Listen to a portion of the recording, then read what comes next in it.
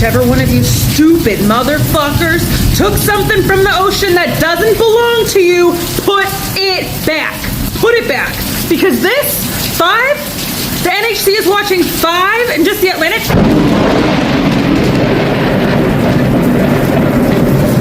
Put it back. Y'all be like, y'all need to evacuate. Y'all need to evacuate. Do y'all got evacuation money? Because I can't afford my rent here. You think I can afford to go somewhere else?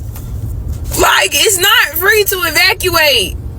Gas already high. And you talking about, I need to get on the road, go somewhere, and I got to pay to go wherever I'm going. Like, what are y'all talking about? Evacuate. You're not taking it serious. Baby, my bank account, I guess not taking it serious because I can't afford that. Hi, hello. I'm in Tampa. You guys, look, I know people keep saying evacuate. Me and my family are going to a shelter, but like, you guys, I don't think people are really getting it. There's nowhere for us to go in this state. Hi guys, welcome back to our channel. In case you're new here, my name is Maren. And I'm Maureen. Right. So guys, a lot of residents in Florida have been asked to vacate their homes, and this is because of the oncoming hurricane Milton. Yeah, and for those who have not vacated yet, our biggest question today is why have they not vacated, and what are they doing to take precautionary measures in which they will protect themselves? Right. So in today's episode, we put together some videos from TikTok of people talking about how and why they're not moving and what they're doing to protect themselves. And as we play for you these videos, guys, I kindly ask you to take a moment to put them in your prayers. Also, if you can do something to help the victims of the outcome of the hurricane, kindly consider putting something together for them, contributing in whatever way you can, right? Yeah, because right now the complaints we are hearing even from the hurricane that just passed, Hurricane Helen, people are saying that yes, the government is trying, but they're not doing enough to help people who've been left homeless. Right. Guys, we'd like to hear your opinion on this episode. Also consider subscribing if it's your first time here. Let's watch, then we come back and discuss. Hurricane Milton has officially reached the mathematical limit of what Earth's atmosphere over the ocean water can produce, because apparently there's a limit. She also earned her name in the history books as the 4th strongest hurricane ever recorded by pressure on this side of the entire fucking world. Does this not seem off to you guys? Like, there is no way that a mathematical limit of what Earth's atmosphere just spurs up out of nowhere. They expect her to slow down. She peaked at 185 miles per hour, but they are saying she will rapidly intensify and gain speed again. The situation on literally I-75 for people trying to escape Milton is becoming deadly. There are multiple car crashes and people are literally in gridlock traffic running out of gas. And all while this is going on, look at what the fuck is sneaking and creeping on the East Coast. That is another area of low pressure that has formed, and it jumped from a 10% chance to a 20% chance of development, just the same way that Miss Milton did before she became a rapidly intensifying hurricane. Somebody's up there fucking around. Somebody's pulling these strings. I'm convinced. For Hurricane Helene, several of my neighbors did not evacuate, and we had really significant storm surge, and it started by just an inch or two of water in the house, which isn't a big deal. But then at a certain point, the water just came pouring, rushing into the house, and within a couple of minutes, it was over waist height, about chest height, and they had to figure out what to do. And when the water is that high, you can't open doors. You're stuck in your house. So what they had to do is open the windows and go out the windows. But what happens when you're out there is now it's pitch black, it's raining, it's windy, there's stuff in the water, not only debris, but animals, chemicals, bacteria. These families ended up having to swim to safety, and they did, and they're fine. That's not going to be an option with Milton. The winds are going to be whipping 90 to 130 miles an hour or higher. It is going to be so dangerous outside your house. Even if you make it out alive, it's not going to be good. And what happens if you've boarded up your windows? Now you can't get out your door or your windows. Unlike Helene, Milton is not just a water storm, it's a windstorm as well. So outside of your home, everything left over from Helene is going to become projectiles. It is going to be very dangerous. Please consider evacuating. There are safe shelters that are open. And if you don't have transportation, Uber is offering free transportation with the promo code Milton Relief, one word, Milton Relief. The weather conditions are still okay right now, but by tonight, things are going to be getting worse, and so we really need to make decisions right now about getting to safety. It is 5:10. I can't sleep. Anxiety through the roof. So, I don't know, the storm supposed to touch down, but Bayshore is already at waist level. That's not good. The storm haven't even got close, and it's already at waist level. So that is definitely a bad sign. That means when the storm do get here, all that's going to be extremely high and extremely flooded. The area I'm in, they told us to have enough food for 3 days, enough water for 3 days to survive without power. I will say if we go without power, I'm going to try to do like a barbecue maybe in my backyard. I do got a lot of water. I did put water in the freezer, so if my power go out, I could throw out in the sink to keep it like good and cold. I got bread, meat. Y'all, I'm so scared. My anxiety is up to here. I cannot sleep. I cannot rest. I'm overthinking.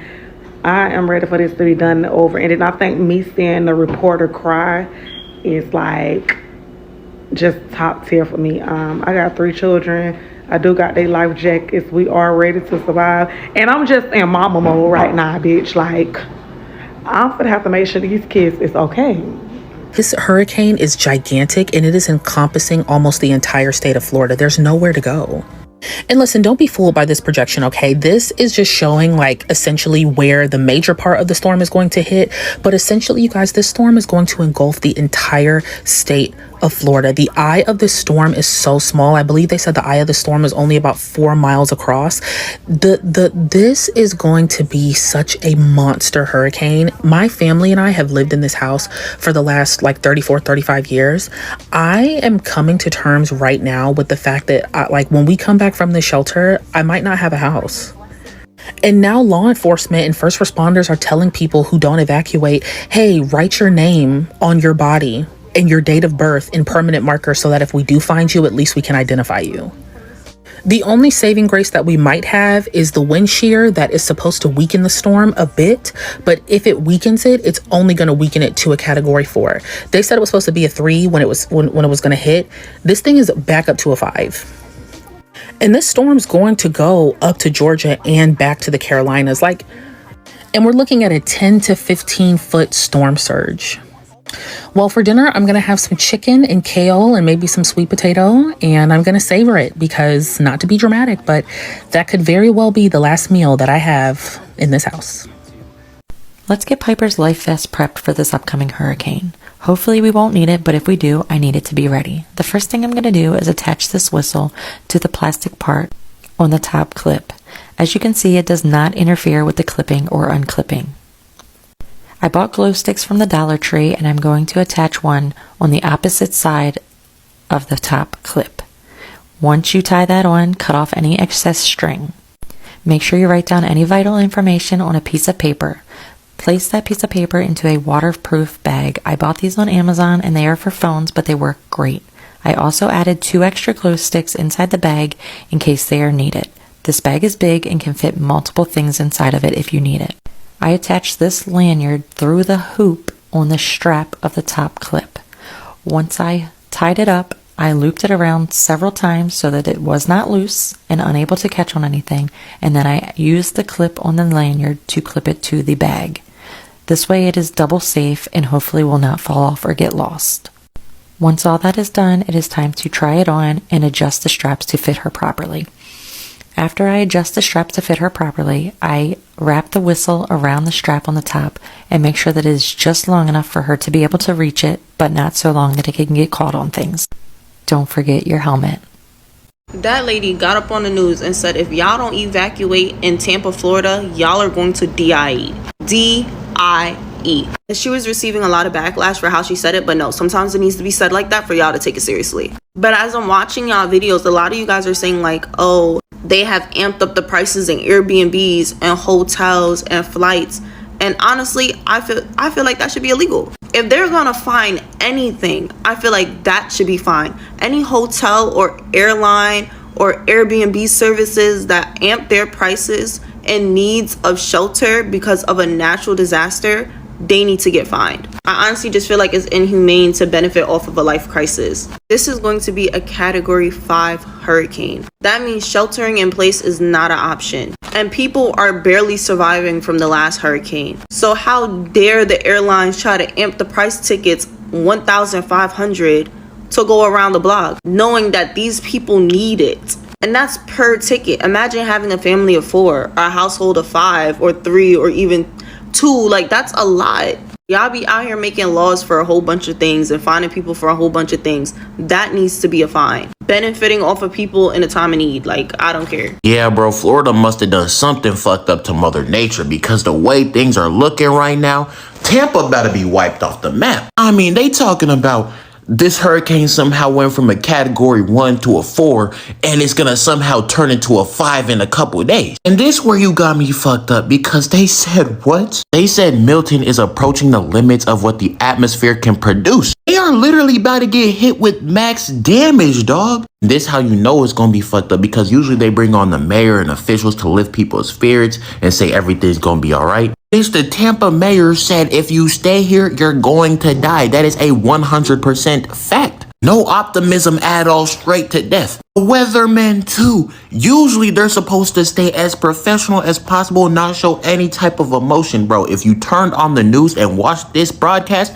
the weatherman was crying because of how bad it's gonna be. Yeah, bro, I don't know what else to say besides from y'all cook, bro. It's done for. Y'all better just pray at this point. So guys, welcome back. Let us know what you think about the episode. You know what makes me even more sad is the people who find themselves in a situation where they cannot be able to do anything, or they cannot be able to do so much because they lack the financial capability or the physical. There was someone I was seeing on TikTok who was talking about, even if they're asking people to drive out of town, she doesn't even know how to drive, right? And you can imagine trying to ask for help from your neighbors. Right now people are looking out for themselves. Not only looking out for themselves, but you find families that have children and pets, 2 to 3 pets, you know. So there's literally not enough space in that car to accommodate another family. Yeah. And guys, going back to the clip of the mother who was trying to make a life-saving jacket for the child, Piper is really a young child. She's very small, and can you imagine you as a parent having to, you know, prepare your child through a hurricane and telling your child, not knowing if this might potentially be the last time you're seeing your child or looking at them, you know. This is quite sad, having to prepare them for that scenario where should they be washed away with the hurricanes, what to do. Yeah, and you know, in some videos I was even seeing an old granny saying that she wasn't going to vacate her house because she has lived through a lot of hurricanes in Florida, and this wouldn't be the first hurricane she lives through. But guys, you know, no matter how many times you've lived through an event, it doesn't make that the next event any less tragic or any more bearable. And you look at the, you know, I normally tell myself, okay, I'm wondering, this is a place where it's going to be hit by natural calamities. In a perfect world, you'd expect people to come together, people to try and help each other out through weather this storm, you know. But this is the time where you find flights are hiking their prices. This is the time where you find hotels are hiking their prices. And I'm like, what happens to the normal person who cannot even afford the regular ticket but has money and is willing to get out? But then again, you go and find that the prices have been hiked. Some people were feeling, okay, they expressed themselves on TikTok, and they were saying all this money that the government, the effort the government is putting towards sending money or sending resources to, you know, Ukraine. I don't know if it's okay for me to mention them on camera, but Ukraine and Israel, all those resources that they're giving out to immigrants, you know, why can't they come up with a formula where they can try and help Americans and their citizens here throughout this calamity when it's hitting? And I feel like it kind of makes sense. you know, because when it comes to time for the government to flex its muscles and send resources out, it really does so, and it sends in billions, if not millions. Exactly. So why is it that measures can't be put forward, you know, to just make sure? First of all, let's start at the place where planes are hiking the prices, so that makes it even more difficult for people to get out of this region. Yeah, until it reaches a point, guys, you just wonder, before these calamities or disasters hit, is it designed, is it by design that some people are making it difficult for others to get out of a disaster zone? Are they deliberately boxing them in that area? This is where you need to see the real true hand of organizations like Red Cross, you know. And if Red Cross offer free help, and these airlines, you know, they're multinational corporations, right? This is where they can show the public goodwill, and even by offering to fly out people. These are the people who are responsible for your business growth, you understand? And I believe even if they offered to fly people out for free, this would be like a really big PR on their side. Yeah. And then, you know, it is in calamities like this one that usually all of you as a human race, you're reminded that you are a human race. You're not palm colored people, or you're not black people, but you are a human race. Yeah. So guys, let us know what you think about this episode in the comment section. We'd really like to hear from you. And as we said in the beginning, if you can do anything at all to help the victims of the hurricane, just reach out to them and do your best at whatever level or capacity that you can, right? And it's our prayer that you the people who live in Florida, we really pray that you make it through this difficult situation. Yeah, and most importantly, remember, before you are a black person or a white person, you are a human race. So guys, let's see you on our next episode. Kindly remember to subscribe if you are new to this channel, and leave us a comment. Let's see you on our next episode.